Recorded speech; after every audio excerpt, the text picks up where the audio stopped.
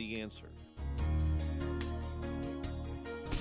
Now, from the Signature Bank Studios, this is Chicago's Morning Answer with Dan Proft and Amy Jacobson. America First with Sebastian Gorka, weekday afternoons at 3 on AM 560. The Answer.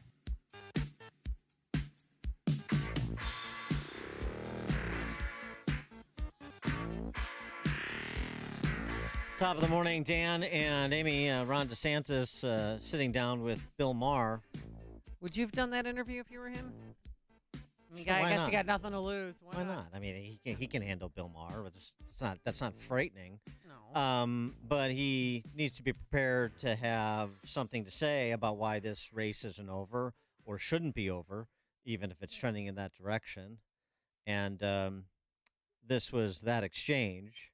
Bill Maher, sort of always taking the position of let me just cut through it and then just tell you the truth here. But what Bill Maher is always doing, by the way, for some conservatives who somehow get wooed by anyone who is pretending to break from the orthodoxy of the left, but you have to understand the motivation. Are they breaking from the orthodoxy of the left because they've seen the error of their ways, or are they breaking from the orthodoxy of the left because they want to improve the left's performance in the interest of retaining or capturing power? And Bill Maher is of the latter variety, in my view. But anyway, here was their exchange. You did not take my advice. What was it? I was on this show a few times when we talked. I said, this guy's crazy to run this time. He's, 45 years old? Yeah. You just had a birthday, right? Yeah. You could run for the next 20 years. If you were Biden, the next 40. Okay, why run against Trump? You're trying to thread this needle that will never happen. Well, for a couple reasons. You can't disavow him because that's the base, and yet you're running against him. And that's why, let's face it, Ron, if the campaign was going well, you wouldn't be on this show. Oh, that's not true. One, I don't think he can win the election. I could win the election. Two, I don't think he could actually get the job done that we need to do. For example, COVID. And then you know where he takes it from there. For more on this, we're pleased to be joined by David Drucker. He is senior writer for The Dispatch, author of In Trump's Shadow, The Battle for 2024 and the Future of the GOP. Dave, thanks for joining us again. Appreciate it. Yeah, good to be here, guys. So the what Bill Maher misses, of course, is the real part of the answer is I'm out of office in 28. It's tough to run, and I've got 2 Republican senators in the state I call home that aren't going anywhere, and it's hard to run for presidency when you've been out of office and out of the public eye, even for 2 years, just as Jeb Bush. So that's part of it, too. It's, the opportunity presents itself when it presents itself, whether you're ready to go or not. DeSantis is never going to have more appreciation for job performance than he does now. Well, look, I think a lot of the reason these guys run, and ladies, is because they want to be president and think they can win. And it's one of the reasons why they don't drop out of a race unless they literally run out of money and cannot afford to campaign. So I assume there was all sorts of strategizing behind the scenes with DeSantis, and at least with his wife, who he trusts the most. But, you look at it from his point of view, he has one of the few solid performances with coattails of any Republican in the country in a midterm year in which the party flubbed it. Polling shows him, competitive with Trump, competitive with Biden, and he's got all sorts of money and momentum and people saying they're going to give him more money. And he thinks to himself, yeah, I should run. Why shouldn't I run? Why should I wait? You wait if you don't think – first of all, you wait if you don't know that you want it, if you don't think you're ready, if you don't know that you can build the kind of organization that will put you in a position to win. I think Nikki Haley is a good case for proving you can stay relevant enough to mount a credible presidential campaign, having been out of a public office for a while. But I just think it was pretty simple. I think Team DeSantis thought that this was going to be there was a straighter path to the finish line than there turned out to be. But, he's not hardly the first politician that is miscalculated in that regard. But do you blame his campaign for this? Because, he really hid from the media, I think, for the first 6 to 9 months of his campaign. Well, I think they made a strategic decision based on how things went for them in Florida, that they didn't have to talk to the mainstream media or mainstream outlets, and that they could just talk to conservative media, and that in a sense I think the governor looked at it as part of his appeal. I'm not going to play, and I'm sort of paraphrasing here, right? But I'm not going to play this game where I talk to the hostile media that that purposely works against me and says I'm one way when I'm really another way. And in doing so, I think there was a reasonable expectation that he would be rewarded for doing so by at least the Republican base. They're the last group of people that like the mainstream media. As it turns out, you limit your voting universe, and it makes you look as though you fear them, even if you don't. And I think that's why they changed directions. And candidates that will speak with media of all varieties, particularly the hostile kind, if not the just mainstream kind, usually you end up with your own voters on the right side of that. I mean, they look at you fighting and holding the line and arguing, and they were like, yeah, that's good. That's somebody that'll argue with, the Democrats and foreign adversaries, and they like what they see. Yeah, I mean, that's the point I was making in the Vivek Ramaswamy run-up was he's having moments on the cable news networks that should be Ron DeSantis's moments, but DeSantis made the strategic error or tactical error, really, and I disagree. I mean, I agree with you, and I was saying the same thing. Is like, those were the moments because this is not about you freeze them out when you're president. You freeze them out and say, I'm not going to bother with it. When you're a candidate, this is the opportunity to demonstrate that you are going to take the fight to them, which is exactly what the Republican Party base, I would say more than the base, most of the party wants on every front. They know somebody has to take the fight, not just sit back and wait for the fight to be brought to them. Yeah, and not only that, I think this is true for Democrats and Republicans, but if you limit yourself to so-called friendly media, they actually end up asking you questions that you can paint yourself into a corner if you want to end up in a competitive in a general election, right? Because they're like, oh, you're with us, and oftentimes friendly media, that is opinion journalist friendly media, not just reporter working for a friendly outlet, so-called. DeSantis has gotten all kinds of questions about whether he's going to pardon all of the January 6th defendants, and did Trump win the election, or did he not, and was it rigged? And look, whatever anybody's opinion is on this stuff, if DeSantis wants to be competitive in a general, he doesn't want to have to paint himself into a corner constantly addressing this stuff and saying things that independents and swing voters might find distasteful. Yeah, but it's the old problem.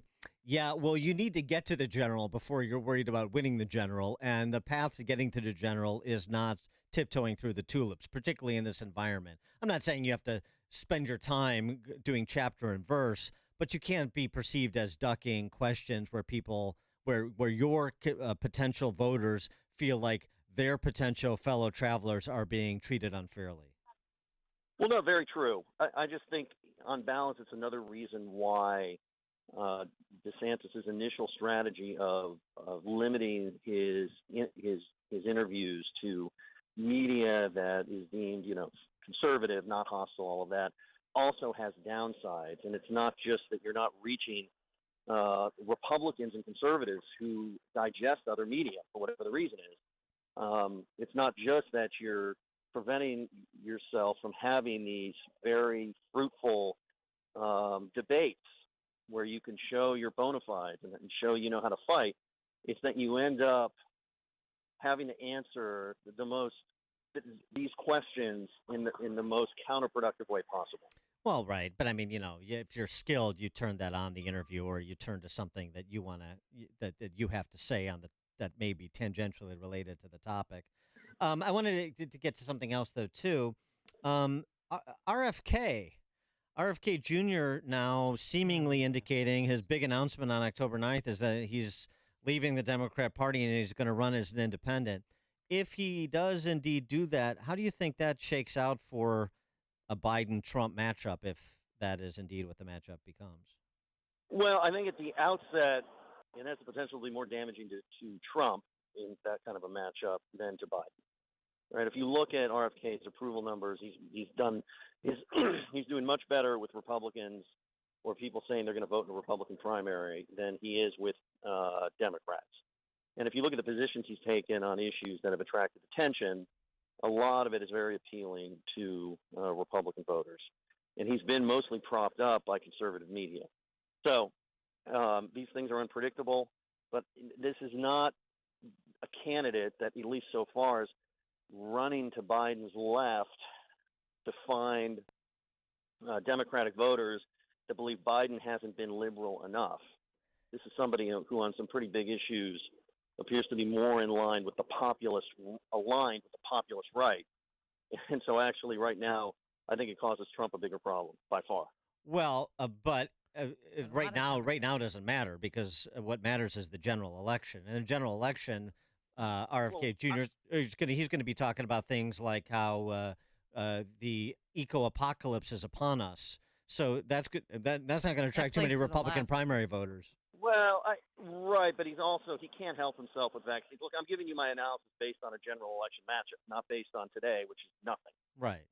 If you look at the polling, he is much more appealing to the populist right and people that align with that. Yeah, but he often include people who consider themselves Democrats, and this is not Biden's problem at the moment. It is Trump's problem. But he's appealing to more to the right in a vacuum. The vacuum is, do I like what RFK Jr. is saying? Sure. Am I going to vote for him over Trump? No. I mean, that's what the analysis will ultimately be, that by the people looking at RFK and say, did you see the RFK interview that Tucker did? You should watch it. That doesn't mean they're voting for him over Trump. Well, it doesn't mean they're voting for anybody over Trump. But part of Trump's appeal, part of what has made Trump strong, is he attracts voters that wouldn't necessarily vote, right? One of my colleagues, Selena Zito, in her book referred to them as the Peroistas, right? The kind of voter that shows up once every generation to vote for an outside-the-box outsider candidate and then just doesn't participate. Trump, of course, having participated 3 times in a row, has been able to go back to the well on these voters over and over again. But these are the kind of voters that are not necessarily locked into Trump because of Trump. They're locked into, outside the box, odd independents, things like that. And so, again, I'm just telling you the way this thing looks. And we don't even know if RFK is going to be any kind of factor ultimately. No, right. That's how I look at it today. Yeah, possibly. The presumption I made, which I believe this is more likely than not, but a lot of people don't. Biden, I mean, again, barring any sort of health issue, it's going to be Biden-Harris again for the Democrats, isn't it? Yeah, of course it is. He's the incumbent. He's running. Okay, I mean, I just, you hear the same thing as I do, where people are like, in the 11th hour, it's going to be this one. Or And Michelle Obama's going to come in. Gavin Newsom is right there. He's waiting in the wings. This is crack pottery. It's Right. fantasy. Now, Biden is going to be 81 years old next month. Oof. As we all know, it doesn't take a political analyst to say this, right? I'm not some genius. When you're 81 years old, things can happen. You can trip and fall and hit your head. And if I do it at 52 years old, I put a Band-Aid on and I go to work. And if you're 81 years old or 82 years old, you might die. So anything can happen. But a lot of the fantasy of guess who they are going to slip in. Right, that they. First of all, the Democratic Party is as weak as the Republican Party from an institutional standpoint. They have no control over anything. So the strongest player they have is the incumbent president of the United States, who controls the party as much as anybody does.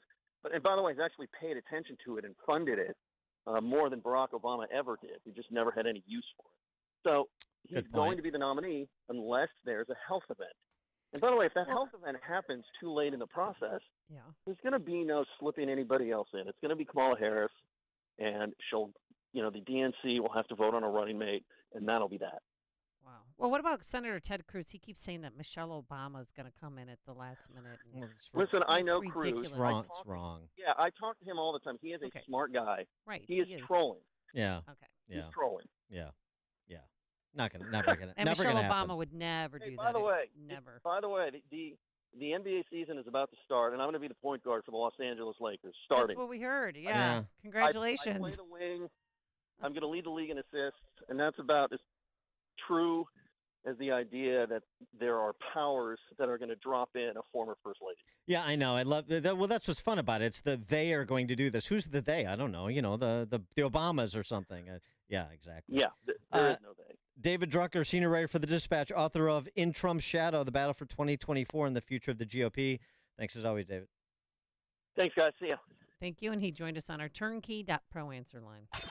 Before you see it on TV, share it on Facebook, or read about it in the paper. Hear it here.